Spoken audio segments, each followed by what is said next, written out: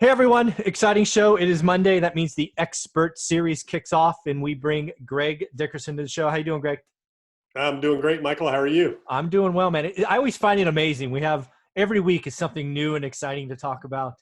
We get to layer our experience of over 40 years combined and just try to look into the future a little bit. So thank you for being a part of the series. Yeah. Thank you for having me. I enjoy the conversations, and I think your audience enjoys it. And it is interesting. I mean, you and I are close to the same age, and we've been through a lot of economic cycles. And this is very, very different, very interesting. A lot of different dynamics. And what's really wild about what's going on right now is things can change from day to day, not Yeah. not monthly or quarterly, daily. Yeah. So what we said yesterday may not apply tomorrow. It's really interesting. You are so right, and I tell people all the time: if you're a new investor in this next 6 month window, July to December, it is going to be really exciting.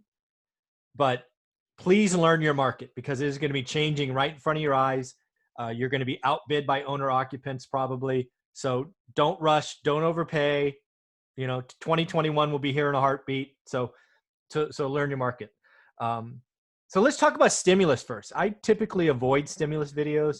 There's a Yeah. lot of YouTube entertainers out there that are making hundreds of thousands of dollars a month on stimulus videos. I think it's funny, but let's relate stimulus to what we do, right? We both are They don't make investors. quite as much as you think. That's probably true. They're certainly not making any money in real estate. That's for sure. I mean, some of their deals Yeah. are They're making money crazy. on YouTube views, but it might be 100,000 a year, but it definitely ain't the month. I mean, you got to have millions of views to get to that level. Yeah, it's crazy. But let's talk about stimulus because I'm looking at stimulus. I've used an analogy. See if this works for you, right? I think this health crisis is at a minimum a year in duration. We are now halfway through, and I think the government did a good job of building a bridge halfway through to reduce the pain. But now we are bickering, negotiating, fighting to build the second half of the bridge. And I want it to be known, if you don't build the second half of the bridge, there's a huge chasm to fall off of. So do you see that analogy taking hold, or am I oversimplifying?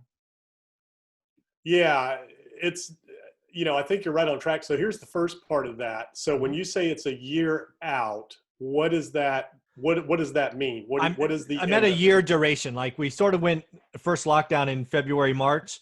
I can't see us getting, maybe it's 10 months, maybe it's 13 months, but it's not a 1 month, it's not a 6 month thing. We've got more time to go, is I guess what I'm saying. Yeah, getting back to Oh, what getting back level? to what? Oh gosh. Certainly not 2019. I guess back to, let's say, 8% unemployment. Let's pick that Right. one. Okay. Single digits unemployment and probably 80% GDP. Probably. Yeah, 80, Yeah. but growing. Yeah. So here's the thing. So what's interesting about this whole dilemma about when we're going to return somewhat back to normal and solve unemployment, solve GDP, get the consumer spending again. And, consumer spending was up a little bit, last month over the month before, Hmm. but still down, horribly overall.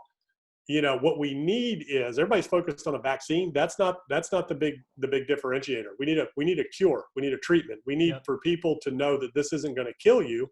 You're just going to be sick for a couple of weeks, and you take this pill or you take this shot, Hmm. and you're not going to end up on a ventilator in the hospital for months. Right. That is the big differentiator that the attention and focus needs to be on, not a vaccine. It's on treatment and extinguishing any chance of death in the conversation or Right. equation, to where coronavirus becomes no more worse than the common cold or flu for the average person, which will take some lives Hmm. in normal conditions. So that's number one. So let's say we get that. Let's say we got a vaccine. Let's say we have a cure. Now you're off to the races. Now you're looking at a V recovery. Right. Okay. Right. If you can get to that point, we're off to the races. But again, what the Fed has done and with stimulus, it's provided liquidity, not solvency. Yes. So there's a lot of businesses out there. My dry cleaner, for example. So you've noticed my uniform of the day is polo shirts since we've been on quarantine. Yeah. Normally I'm wearing a dress shirt that's, dry cleaned, Yep. but I'm not out and about going to meetings, doing those types of things. So why, put on the dress shirt and do all that? I've just been throwing on a polo shirt. So I went to the dry cleaner last week for the first time in 2 months Wow. with, built up stuff that would normally be a week's worth. They're down 90%. Wow. 90%. So when you think about businesses like that, that would normally, and now these guys are a chain, so they're employing, 100 people or more, that they've laid everybody off. There's like 6 or 8 people working. They're down 90%. And Wow. people like me, I mean, it's like, why wear the dress shirt? Why do the dry cleaning when I'm not going to office? I'm not going to meetings. I'm Hmm. not doing any of that. So when you think about businesses like that all across the board that most people aren't even really thinking of, that really drive economic activity. Hmm. Um, and then with what's going on with school, we got to get back to school. We've got to spend money to do, distance learning. We've got the holidays coming up. I think there's a lot of things that are kind of in the way of any, real growth or strength in the economy over the near term. And then, if we get vaccine and treatments a year out, um, that could change the game. But back to what I was talking about, the problem is what the Fed has done with the stimulus and all that, with PPE and all these other things, all it's done is keep a business like that just kind of going. Yeah. When they're not going to be able to, they're not, putting money in reserves, they're not making any money, they're just covering payroll at a very limited level versus what the Fed has done with, Wall Street, okay, and the banks, Hmm. and given them the money and the ability to make billions of dollars off of all this free money that the Fed's pumping into, by buying buying debt, buying bonds, buying all these instruments. They're not buying the debt of the dry cleaner who needs $100,000 Yeah. that he doesn't have to pay back. They're not buying the debt of the restaurant that can't pay his vendors and can't pay his rent. They're not buying and propping up real estate at this point, Mm-mm. which, that shoe is going to drop. And the banks, what they did was they gave the banks money to shore up their reserves so they can just write that stuff off. Yeah. And, that stuff is going to get written off. The banks have much more incentive to, get rid of that and get it off their books than they do to try to carry it and work it out so that some of this stuff can get worked through the system. They don't want to have all this shadow inventory like we had from 2009.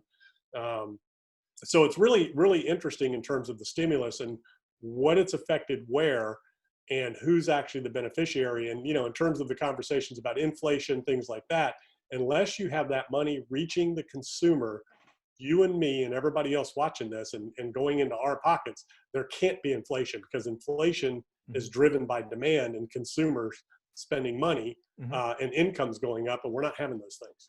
Yeah, I want to talk about that one wrinkle there at the end because um, I want to make sure I understand it right, or see if I see the world correctly.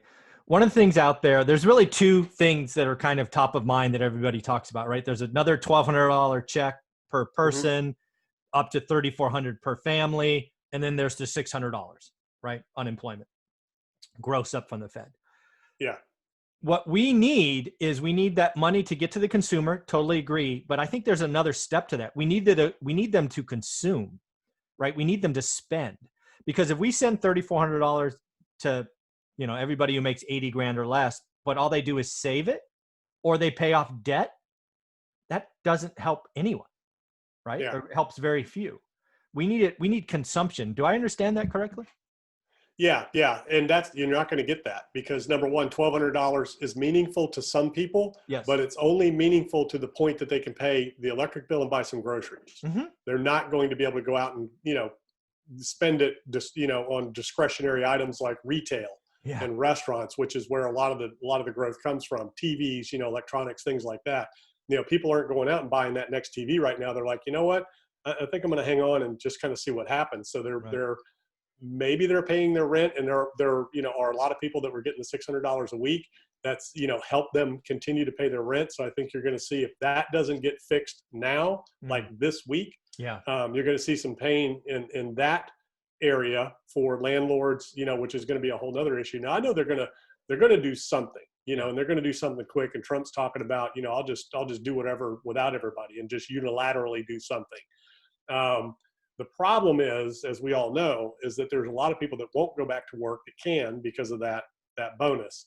Mm-hmm. So, just marking it down isn't the answer. You've got to do it in a way that, hey, if you've got a job waiting for you and you do not go back, you don't get the bonus. I don't know how Mm-hmm. you control that. I don't know how that works, but Well, if there's a job I mean, waiting for you, it's already out there, right? Just yeah, with regular unemployment, right? If you are offered a job and you say no, unemployment is supposed to stop. Now, obviously, it's self-reporting and all of that stuff, but that is already supposed to be in the system. yeah. And what's interesting to me is they're squabbling over that, but they're not squabbling over sending hundreds of billions of dollars to investment banks and hedge funds Exactly. It's and crazy. Wall Street. So it's really silly and ridiculous what they're squabbling and arguing over, and how people need the money, and whether 600. I mean, what are you going to cut it? $200 a week? Is that really that meaningful in the whole equation you're talking about? Yeah. The average person that is having a very, very difficult time. Versus some Wall Street bank or hedge fund or Goldman Sachs or JP Morgan that's getting all this free money and making billions of dollars at their trading desk. Yeah, BlackRock, is the answer for the Fed to just transact all of these purchases and are making their 1% or whatever they're making fees. Yeah. Just take a small portion of that and pay everybody the 600. Again, I understand the logic of people staying at home and not doing their job, all of that. I frankly don't care. That's a small percentage, that it gets might glorified. Be 10 or 20% of the whole pile, right? Yeah. So you're hurting a lot of people that really need it, that have been able to pay their rent, have been able to keep other things going. So what I'm saying is there's a butterfly effect. So if you cut that $600 a week, that's going to reverberate through the economy and make it worse versus just keeping it out there. Yeah. Just like they do with the banks. Hey, banks, we'll give you money so you can shore up your reserves so you can be prepared for what's coming. If they didn't do that, the butterfly effect of the stock market going down and all that kind of stuff throughout the economy would be huge, would be a huge shock. They're not giving enough credit to the shock and the reverberation through the economy at the consumer level with this $600 a week thing until we get back to where everybody's working again and we're back where we're at. I totally agree. That's what I think they're not giving enough credit to. I totally agree. I believe right now, again, I don't bring politics into this very often. I think the Democrats are negotiating better. I think they have it right, which really pains me to say. But the butterfly effect, I've not said that or heard that. I think that is exactly what I've been saying. They're not appreciating that. No. Yeah. And it's not politics. People are hurting. People are desperate. And then there are some that are gaming and taking advantage of the system. But again, if they are, they're going to be spending the money. So it's kind of, wake up, people. This is not the year to punish many by finding a few. It's just like all the small businesses and the gyms and all that. So we're going to order you to close. You've spent your entire life putting this business together.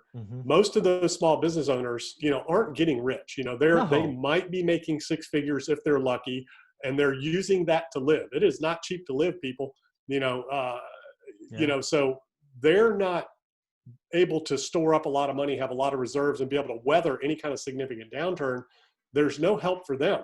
The only help was, hey, we can help you keep people on staff, and employed, but there's no money to make up for the lost income that they were generating.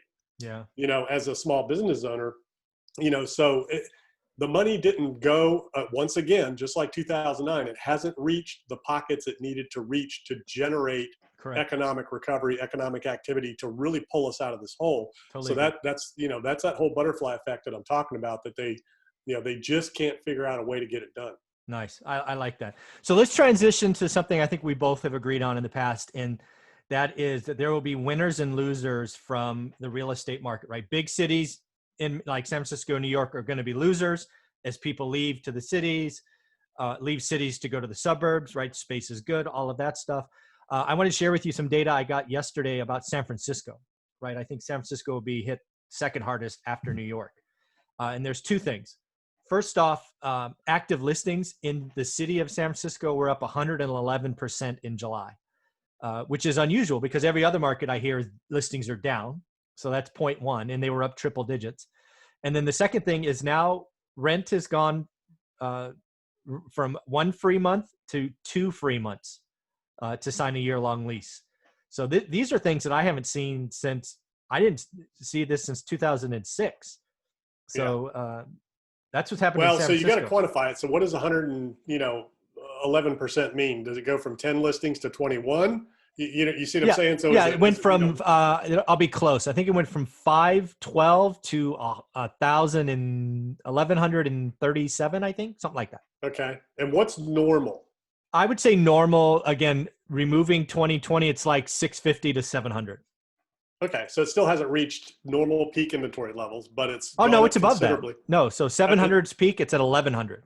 Oh, 1,100. I'm sorry. Okay. Yeah. So it is, okay. So it's beyond normal threshold. So that's meaningful. So that tells you right there, there's an issue, there's a problem, and there's an inventory the interesting thing is, in San Francisco is different. Seattle would probably be another good one to kind of compare because they're a lot of tech jobs, Yep. tech industry there. New York is kind of different than a San Francisco or a Seattle because, San Francisco and Seattle, the tech boom has driven a lot of that, True. demand for housing there. Whereas like New York, the demand was already there before any of that. It's New Very York, true. right? So it's a whole different level of animal.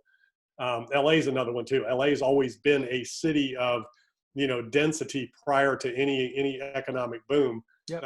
or things point. like that. So it's really interesting thing is going to be how long-term and permanent is this? I know there's an exodus right now, but again, once we get through this, get back to the other side, some people want to be in the city. They want to be in the middle of the action. They want to be in a 24/7 environment. So I'm not sure if that's going to be a permanent thing or if it's going to be a temporary thing.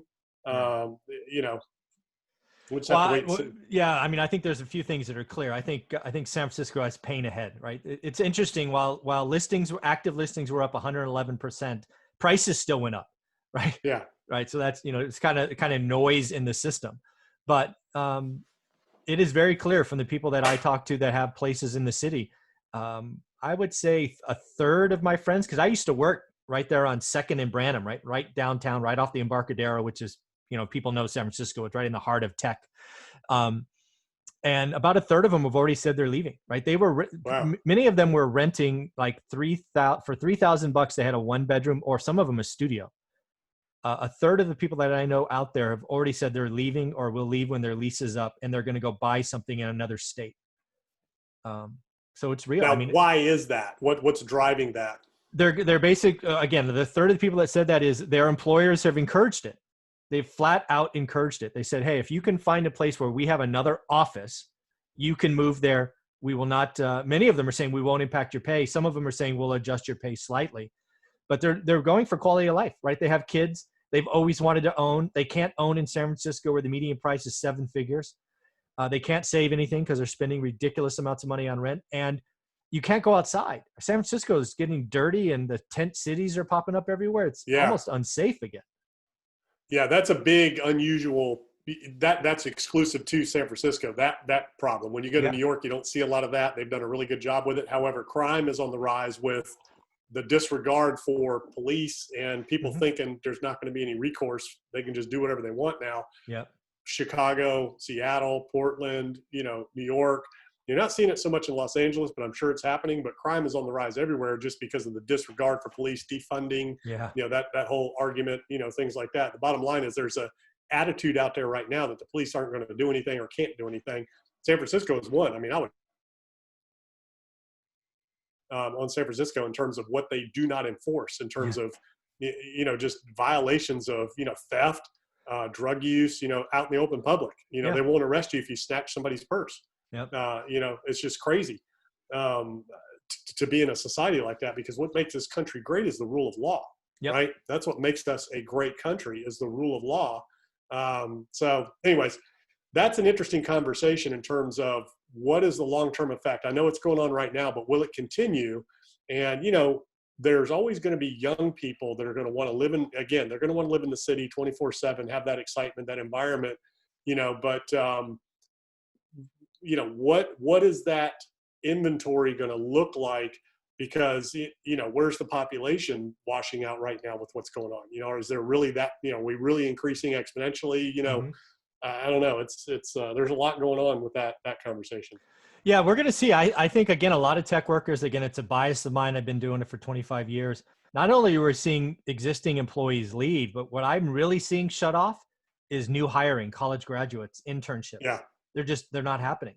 And when they are happening, they're having them be remote, right? So that what used to make the Silicon Valley great is, every year we kind of recycle the population, right? Older folks would get married, have kids, blah, blah, blah. They'd move out, and then we'd rush in with, new Stanford grads and MIT grads and, all of that. That is shut off. And now I don't know if that's a 1-year thing, a 2-year thing, but if you can't refill the gaps from the people leaving, that eventually becomes a cycle that is detrimental to values and rent. Yeah. And and it's happening in New York. There's vacancies everywhere. They're giving away free rent. We're seeing a retail switch there. But here's the interesting thing to think about. So the Depression damaged a lot of people for a long period of time. A lot of people carried that, trauma from the Depression throughout the rest of their lives. Like my grandparents, I'm in my 50s. My grandparents lived, I guess they were coming up in the Depression era. Yeah. They always had tons of food. They kept a deep freezer full. They kept their pantry stocked. They were always ready to run out of food and not have food. Yeah. And, they didn't go out and spend money. They put all their money in the bank. So that affected them from Forever. Childhood, the rest of their lives. The 2008-9 crisis, financial crisis, there's a lot of people that has permanently affected in terms of how they spend and, how they, what their financial habits are and were moving forward. Although we've largely forgotten a lot of it at this point, but it did fundamentally change behavior for a while. The question is, how long will the scars from this crisis carry forward? Yeah. So once we get through it, we've got a cure, we've got a vaccine, we've got a cure, and it's no longer an issue. Do we just, boom, everybody's back to the cities and we're back to normal? Yeah. Or is some of this going to be carried, this whole work from home movement? Yep. I can tell you it's not the same. It's not the same. There's a big difference between being in that office environment, having everybody around you, that camaraderie, just all of that. People like that. They crave it. They like that human connection. But then there's a lot of people that have realized that, wow, I actually like working from home. Now, let's hear you say that when your kids go back to school and you're doing distance learning and you're trying to work from home. That's going to be a problem when, they're not back to school and you've got the house all to yourself and you got to carve out a niche like I do in the most quiet space you can find where nobody's coming and going, Right. Yeah. Well, I think that is the conversation that we need to be having is, I personally believe, and I've said a couple of times, that I think this event is going to be that thing in our lifetime that impacts people for decades, right? The '08 crisis, that certainly impacted some. If you were one of those people that had a liar loan or you were a renter and then were a buyer and you were a renter, you could be scarred. Maybe your kids kind of remember that losing the house thing. But I think that impacted a small subset of overall population. I think this event is impacting everyone.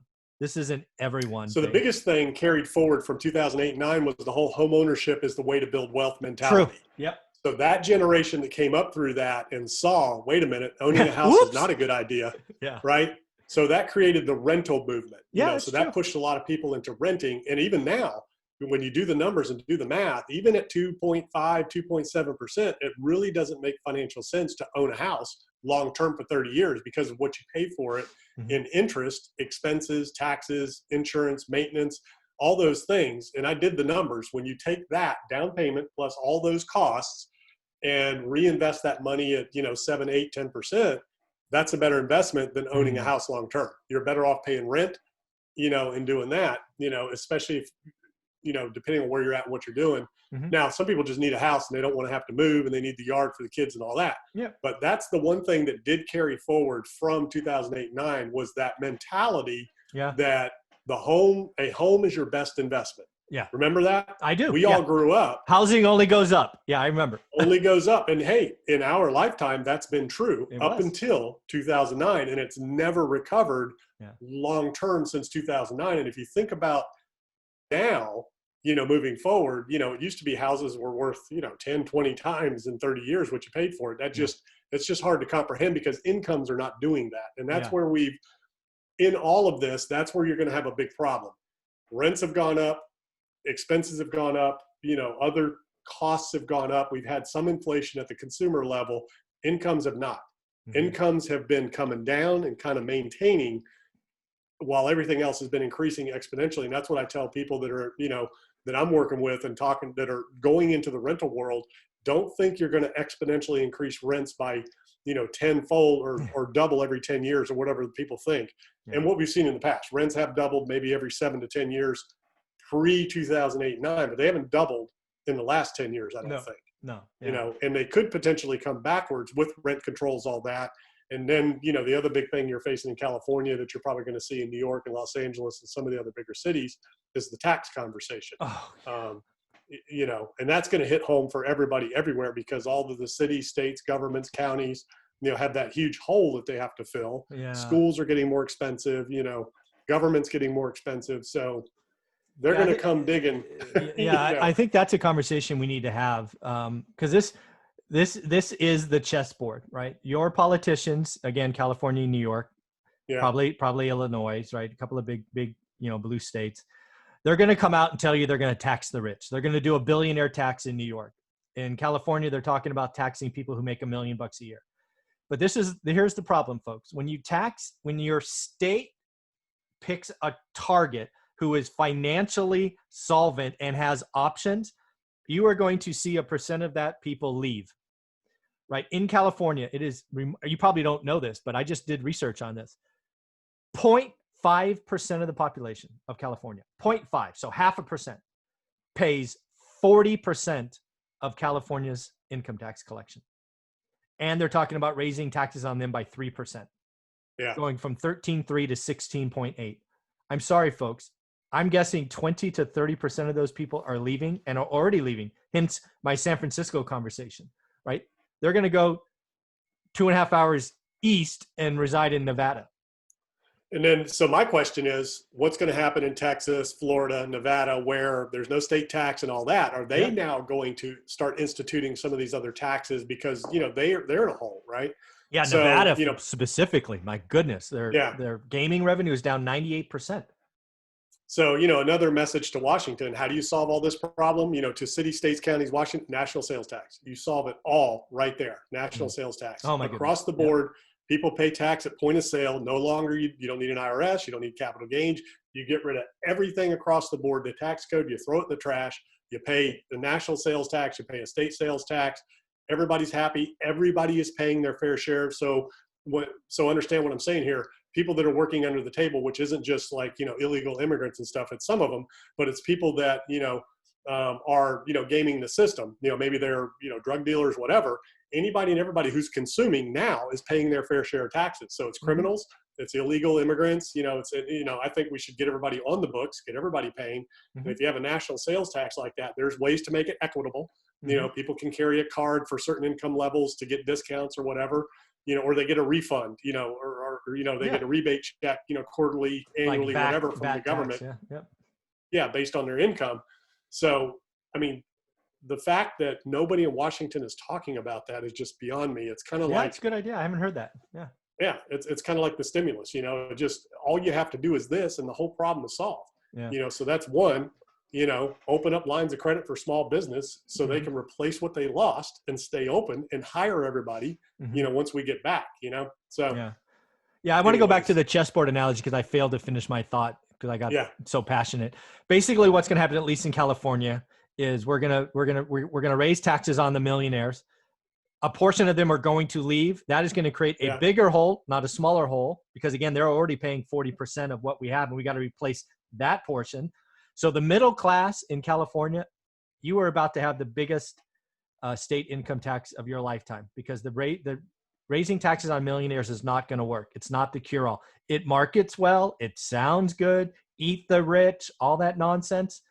They're just going to leave. They have options. They have 49 other states to consider. And, you know, a portion of them are going to leave. And that is going to mean the middle class in California gets smacked. So that's the chessboard as I see it. Yeah. And, you know, the wealthy know they can maintain, you know, their permanent residence in one state, but spend all their time somewhere else. So they might leave from a you know, permanent residency standpoint, but they might still stay in California and consume and utilize the resources. So yeah, I mean, that's not going to solve any problems. Yeah, I totally agree. So what are you looking at as we wrap this up? What do you think is going to happen with the stimulus? Because I agree with you. Something has to happen. You know, I think obviously they're going to send the $1,200, you know, out and do that again and whatever that equates to for the family. But it seems like they're going to get to some level of something that's not $600 a week. You know, it seems like they want to do somewhere between 6 80%. and 200. Yeah, you know, something. So you know, I don't know what there's obviously more, but beyond that conversation that's going on, you know, and we'll find out that there's, you know, $100 million for some stupid study of some pork, something. Lots of pork. Yeah. Yeah. Yeah, that's what's really going on. So it's got nothing to do with stimulus. Those people in Washington could care less about the average American out there who's suffering right now. Oh, All that's they so, care about so is true. their own personal agendas, and I'm talking all of them across the board. It is so ridiculous, how it operates, and um, Yeah. those types of things, and packing all that junk into a bill when people are suffering, hurting, and they don't know if they're going to get any money this week. They're not. You know, Because even if they turn it on, I read analysis yesterday. Even if they turned it on, it would be best case August 21st yeah, before the money started trickling in again. It's really, August 21st. August 21st. Yeah, the 600 Wow, bucks. so that's 3 weeks. So 3 weeks. so that's that's serious damage, no matter how you slice it, for somebody right there. Yeah, I agree. All right, man. Well, thank you very much for your time. It's always fun. I'm going to put it on the table right now that they keep going with the 600 bucks. I'm just going to say it. I hope they Yeah, keep that up. they should. So let's hope they do. There you go. All right, man.